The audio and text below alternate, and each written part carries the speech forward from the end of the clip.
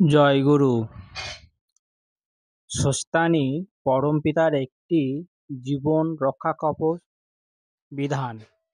স্বস্তানির মতন এত পাওয়ারফুল শক্তিমান আর কিছু দেখি না।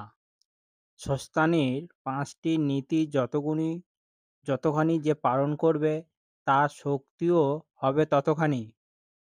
দুনিয়ার সব কিছু এর মধ্যে রয়ে গেছে। যে যতখানি পালন করবে সে ততটা বুঝবে।